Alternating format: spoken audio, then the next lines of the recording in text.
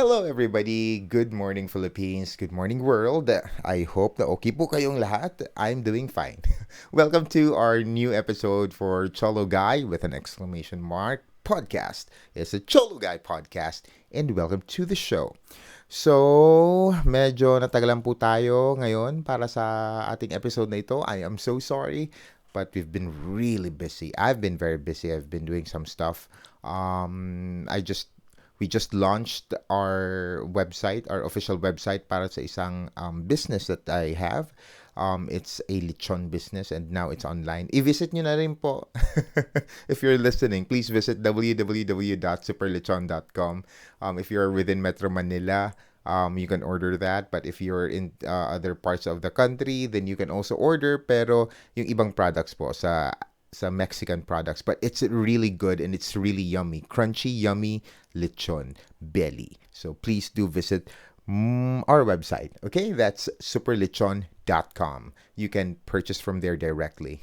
Finally, nasa online world na po ang business na ito. But anyhow, let me start with this episode right now because I think kailangan nating pag-usapan to.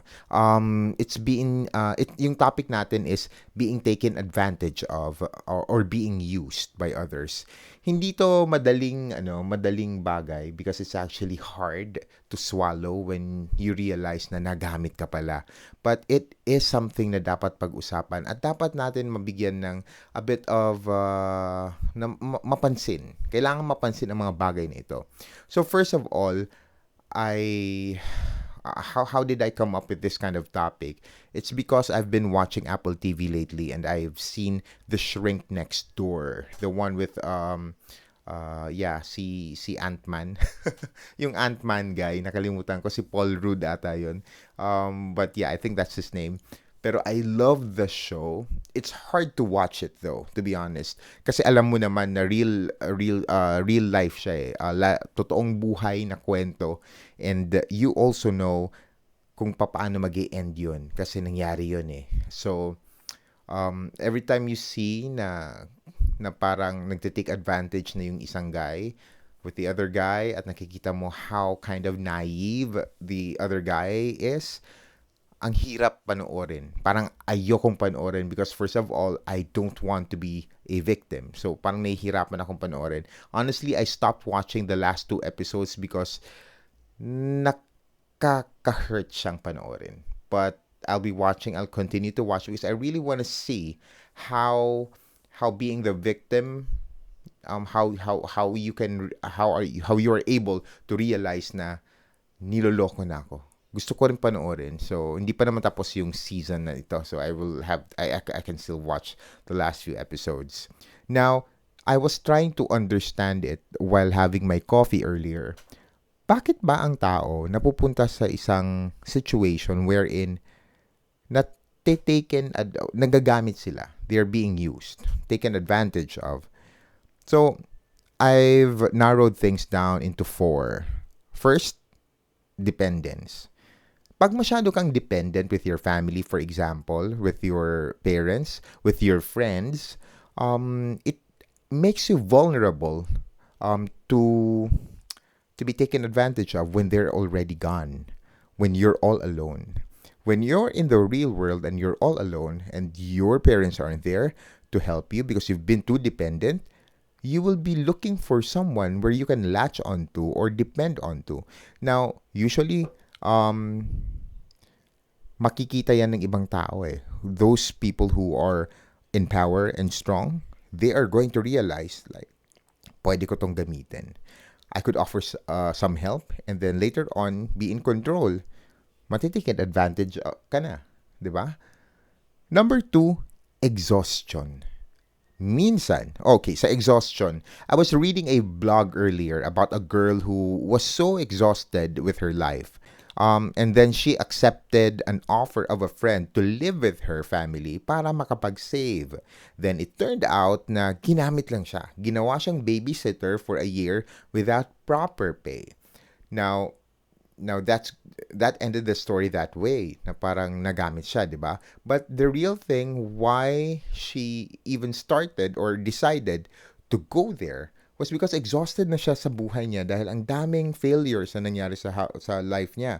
So when her friends saw that there is a possibility na, uy, pwede ko itong kutulungan. Financially, wala siyang pera eh. I can help her financially, stay in my place, and, she'll work for me. Something like that.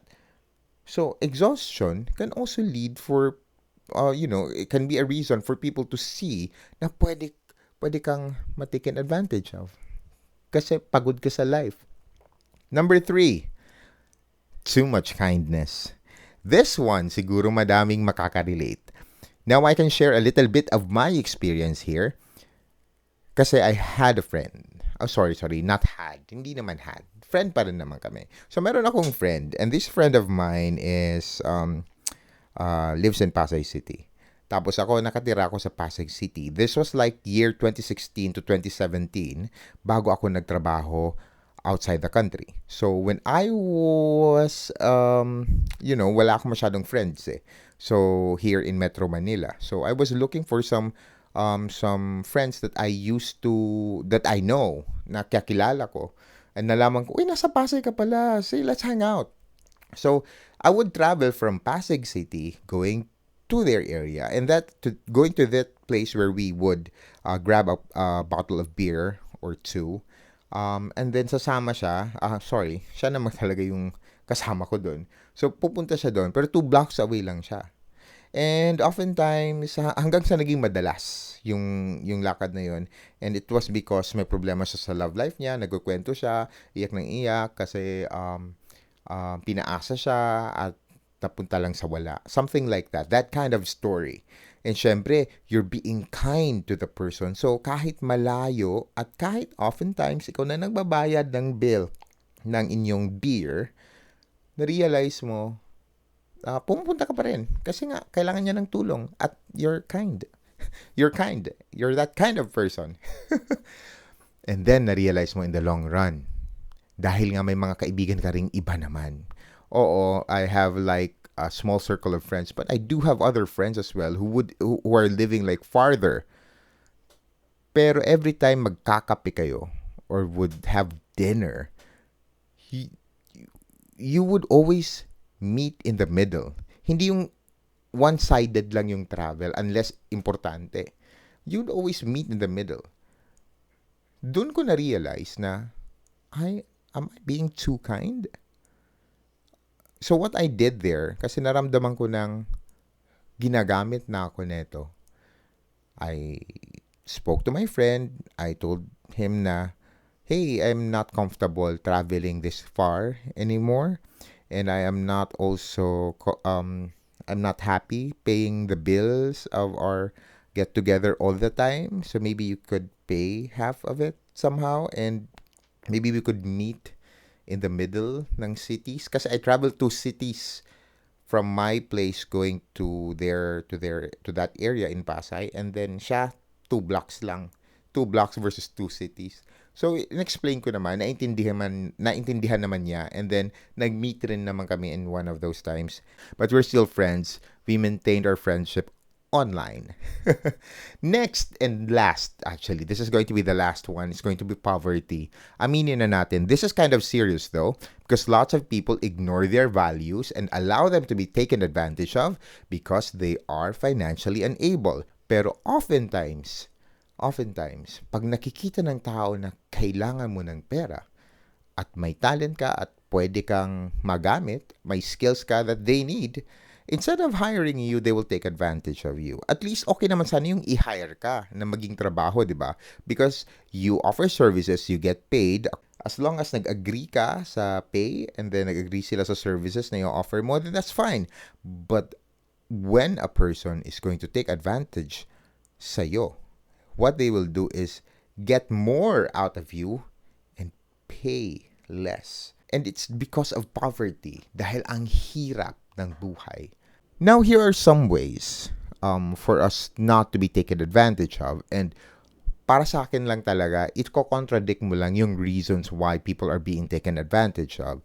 First, yung dependence. Then, maging independent ka. If you are a parent, you try not to spoil your children or make them too dependent on you. Hayaan mo silang gawin ang mga bagay-bagay ng mag-isa. And if you're already a young adult, then I think you can start doing things on your own instead of trying to depend on someone.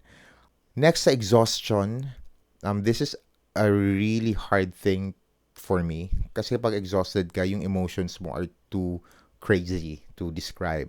Kasi exhausted ka nga, pagod ka na, sobra. So, ang best na gawin when you're exhausted ay mag-chill. Huwag mong masyadong problemahin ang problema kasi hindi yan mawawala that way. Mag-chill ka, mag-isip ka. One thing that I would do every time I'm exhausted or tired or stressed is pray. Why? It allows me to ask help from someone who is more powerful than me or than anybody else in the world or in the universe. Number 3, too much kindness. I think pagiging kind is not wrong. It's really perfect pagiging kind. We're created to be kind. We have a kind God and we have to be kind as well to others. But you need to be kind not only to others, but you also have to be kind with yourself. So, by that, bigyan mo ng self-respect yung sarili mo. Magtira ka ng kindness para sa sarili mo. Huwag mong ubusin para sa ibang tao. Be kind to others, but be kind to yourself as well. Last but not the least, poverty. Yung poverty naman talaga, this is not a simple thing to discuss, to be honest, because sometimes poverty is political as well. Sometimes poverty is based sa society, depende rin sa environment. So, ang daming pwedeng mangyari. Pero yung poverty na to, pag-usapan na lang natin yung financial stat mo. So, let's focus on that. So, if life is hard, then I think you'll have to find a job. If the job isn't paying much, try to look for a job that would pay more and, be wiser on your decisions when it comes to saving. Now, before anything else, before we end this, kasi hindi naman ito mahaba for today, I want to share something that I've learned from one of my favorite journalists here in the Philippines, Corina Sanchez. Ito ay isang interview ni Boy Abunda. This was the time nang hindi nanalo si Mar Rojas for the second time around. She said this line that we quote, okay? I refuse to be a victim. Kailangan kunin mo ang lahat ng mga karanasan and realize that was all for your betterment. Di ba ang ganda? Na you choose not to be a victim because life will never treat you fine. Life will never treat you fair. Try to be triumphant pa rin. In whatever the situation is, try to be. Find ways. Find ways. It will make you a better person.